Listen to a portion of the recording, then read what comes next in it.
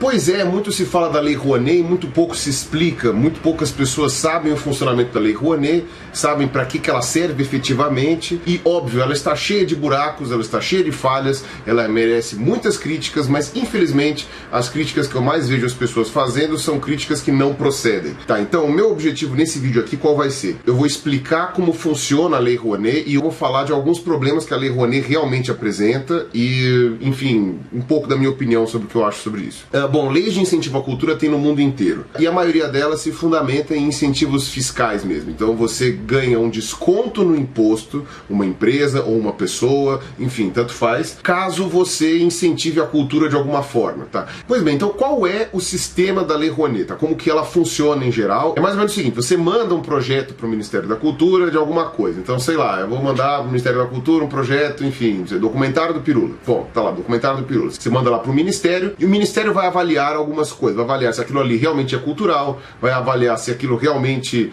é necessário, enfim, sei lá, se ele tem, eu não sei quais são os critérios especificamente, mas está escrito no site aqui, eu vou deixar linkado aqui embaixo, mas são uma lista de critérios que a princípio vamos considerar coerentes, tá? Quando você tem, então, esse projeto aprovado pelo Ministério da Cultura, aí não é que você ganha dinheiro, você não ganha nenhum dinheiro do Ministério da Cultura. Simplesmente você ganha uma licença, digamos assim, uma permissão de captação de dinheiro do Ministério da Cultura. O que significa? Digamos que o meu projeto ele custou, sei lá, R$1 milhão. Então eu peço para o Ministério da Cultura para ele liberar essa verba para captação e ele libera essa verba. Ele fala, tá bom, ó, você está permitido de captar R$1 milhão para fazer o seu projeto. Como que você vai fazer essa captação? Tá? Ou seja, você tem R$1 milhão ali que você pode captar e aí você vai atrás das empresas. Digamos que você achou uma empresa que se interessou no seu projeto. Qual vai ser o procedimento? Essa empresa, se ela se interessar pelo seu projeto, ela vai poder usar uma parcela da verba do imposto de renda dela para financiar o seu projeto. Essa parcela é de 4% do imposto total de renda para empresas e de 6% para pessoa física. 4%, né, digamos assim, de imposto de renda, para a empresa conseguir te doar R$1 milhão para isso, então quer dizer que o imposto de renda dela tem que ser R$25 milhões. Então aí sim essa empresa, se ela tem essa quantia tão grande assim de imposto de renda para dar para o governo, ela vai chegar e vai falar, bom, se 4% eu posso captar para incentivo à cultura, então eu vou pegar esses 4%, que vai dar R$1 milhão e vou patrocinar um projeto. Então digamos que essa empresa aceitou, ok, vou patrocinar o documentário do Pirula. Chega lá, ela vai fazer via Ministério da Cultura a doação dessa verba de R$1 milhão e no ano seguinte ela vai poder descontar esse R$1 milhão do imposto de renda, ou seja, ela vai receber de volta essa grana, porque obviamente vai ter que ser avaliado depois do ano vigente, né, da declaração do imposto de renda, né? Então tem que ser no ano seguinte. E em contrapartida, porque você poderia falar, a empresa que vantagem ela leva, se ela não vai ficar com o dinheiro para ela de qualquer forma, por que ela não dá os 25 milhões lá para o governo ao invés de ficar dando R$1 milhão para incentivo à cultura? A empresa pode depois usar isso daí como merchan para ela própria. Tá? Então ela pode dizer que ela doou esse dinheiro em incentivo para o documentário do Pirula. Então aí lá na hora do documentário, quando ele for apresentado, vai estar lá patrocínio da empresa tal, apoio da empresa tal, via Lei Rouanet e tal, não sei o quê. Então é mais ou menos esse o mecanismo que funciona. Tá? Então é muito interessante, se vocês observarem, eu peguei aqui a lista de projetos, né, da Lei Rouanet de 2012 e 2013. Tá? Eu não achei a lista de 2014, provavelmente ela deve sair agora esse ano, tá? Porque deve ter atraso para liberação de todas essas listas, até o pessoal computar, enfim, todas essas coisas. Mas se você for olhar a lista de projetos, você vê que, apesar de vários projetos terem conseguido quantias muito grandes para captação, quase nenhum deles conseguiu a quantia necessária total que eles tinham direito.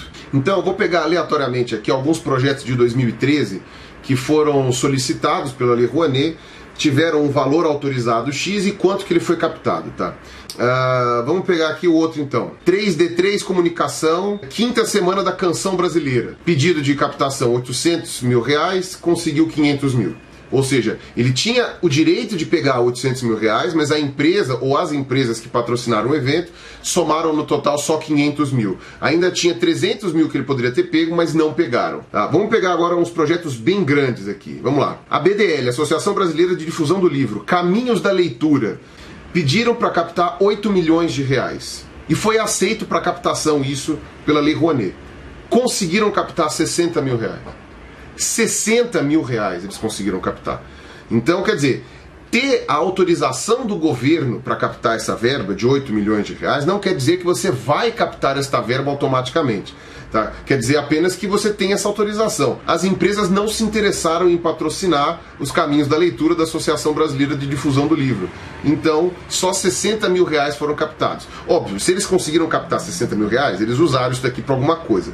Mas acho que nem de longe o projeto foi realizado, porque se eles tinham uma projeção de gastar 8 milhões, com 60 mil eles devem ter feito uma coisa muito mais modesta. Você vê que a diferença, a discrepância entre o que é permitido captar e o que é realmente captado, o que é realmente conseguido através das empresas, vocês vão ver que a quantidade de projetos que conseguem efetivamente o máximo da captação são muito pequenos. E o que a gente pode esperar, né, pode elocubrar de um projeto que pediu 5 milhões e conseguiu exatamente 5 milhões? O que a gente pode concluir disso daí? Que provavelmente, quando esse projeto foi solicitado via Lei Rouanet, essa produtora, ou então esses solicitantes, né, já tinham uma empresa engatilhada, uma empresa que já estava interessada lá no projeto, já estavam conversando previamente. Quando teve o pedido de recaptação aprovado pela Lei Rouanet, pelo Ministério da Cultura, aí a empresa já estava lá. Tá? Os outros projetos que não tiveram essa captação, das duas uma, ou eles não tinham uma empresa a qual procurar, né? E aí eles falharam nessa busca dessas empresas ou dessas pessoas físicas, né? Porque pode ser pessoas também. Ou então a empresa deu para trás, ou a pessoa deu para trás, a coisa não foi tão bonita quanto eles imaginavam, o imposto de renda, sei lá, não foi daquele jeito, eles acharam que era melhor não, mudaram de ideia, e eles acabaram morrendo na praia só com um projeto aprovado que não teve da onde captar esse dinheiro. Tá? Então, é assim que funciona a Lei Rouanet, beleza? E o PROAC também, que é o equivalente aqui em São Paulo, é mais ou menos dessa forma, tá? Mas aí, então, agora vamos abordar as críticas à Lei Rouanet, tá? Vamos lá, então. Então, no mundo capitalista que a gente vive, muitas vezes as pessoas não se interessam por cultura e a cultura amarga uma falta de verbas histórica, né? Ninguém liga para isso e tal, na qual uma lei de incentivo é muito bem-vinda. Tá? Ou seja, você dando um desconto fiscal para as empresas ou para as pessoas, né, um desconto de imposto de renda ou de ICMS, não importa, você está fazendo com que essas empresas ou essas pessoas que não iriam olhar para coisas culturais comecem a buscar essas possibilidades. Isso seja uma esperança para uma pessoa, né, para um produtor, para uma coisa assim de áreas culturais que não teria de onde tirar dinheiro de outra forma. Então é óbvio, a gente pode imaginar que essa lei foi feita para ajudar principalmente aqueles grupos de pessoas que não possuem maneiras de arrumar dinheiro de outra forma. Tá? Então, você imagina, sei lá, que um músico consagrado, um músico já conhecido, que é muito famoso, uma empresa de teatro que atrai milhões por onde passa, um estúdio de cinema que tem de onde tirar verba de outras formas e que consegue produzir seus filmes e tal, não seria o público-alvo da Lei Rouanet, sabe? Essas pessoas não são o público-alvo da Lei Rouanet. O público-alvo da Lei Rouanet são pessoas pequenas, são aquelas pessoas com pouca oportunidade, são pessoas que ninguém conhece, são pessoas que precisariam de um incentivo. Então, sei lá, o Roberto Carlos, o Silvio Santos, a Xuxa não precisam de incentivo porque eles já são famosos, eles já são conhecidos. Qualquer cartaz que coloque o nome deles vai atrair muita gente, independente do que seja. Agora, o seu Zé das Couves, o fulaninho que toca não sei aonde e tal, eles não têm esse mesmo tipo de vantagem e aí eles sim seriam o público-alvo que seria o esperado da Lei Rouanet. Além de, obviamente, projetos culturais regionais, então, como falei aqui, uma oficina de dança, sabe, um projeto musical, a semana do livro, essas coisas que realmente dificilmente as pessoas iam se interessar, né, pelo menos pessoas com grana. E o que muitas pessoas criticam, tá? E essas pessoas estão realmente com uma crítica que eu acho que é coerente, que vários projetos que foram aprovados para captação pela Lei Rouanet são para artistas já consagrados. Que eles pediram projetos milionários via Lei Rouanet, tiveram essa verba aprovada para captação pelo Ministério da Cultura, só que é aquela coisa, se eles já são artistas consagrados e famosos, que eles podem fazer a turnê e só com o preço dos ingressos eles conseguiriam pagar o seu cachê e os gastos envolvidos, para que eles estão pedindo dinheiro, sendo que esse dinheiro poderia estar sendo aplicado para pessoas menos conhecidas, pessoas que precisariam realmente de um incentivo que não tem da onde tirar essa verba. Talvez as empresas envolvidas nisso aqui, que poderiam fazer o pedido de verba, elas já fariam mesmo sem ser via Lei Rouanet, porque você já teria lá um lucro garantido, né, que seria o lucro dos ingressos, e um patrocínio garantido aparecendo lá nos cartazes e tudo mais. Mas aí você entra numa questão que já é retroalimentada pela própria lei. Que vantagem Maria leva, ou seja, que vantagem uma empresa teria de patrocinar um espetáculo de um artista que ninguém conhece? Aí você não tem mais aquela reciprocidade. O artista vai ter a vantagem, mas a empresa não tem o retorno. Então, se você vai apresentar para o departamento de marketing da empresa Votorantim, por exemplo, um projeto do seu Zé das Couves e o projeto da Cláudia Leite, tô dando um exemplo, tá? Não tô dizendo que foi a Votorantim que patrocinou, tá? Quem será que eles vão preferir patrocinar? Por uma questão óbvia de retorno em marketing, em publicidade para eles. Então, esse seria um furo da própria lei, que não estaria realmente sendo usada para aquelas pessoas que precisariam. Então, fazendo uma conclusão, um arremate agora de tudo isso que eu falei, qual é a minha opinião? A Lei Rouanet é relevante, tá?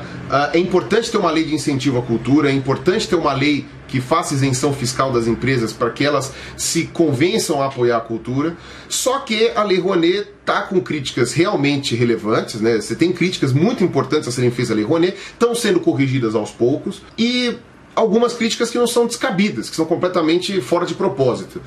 Então a Lei Rouanet precisaria ser reformada, tá? Talvez o PROAC aqui de São Paulo também, não sei se ele realmente se aplica a essas críticas aqui, não fui atrás do PROAC, né? O vídeo é sobre a Lei Rouanet, mas poderia ser a mesma coisa.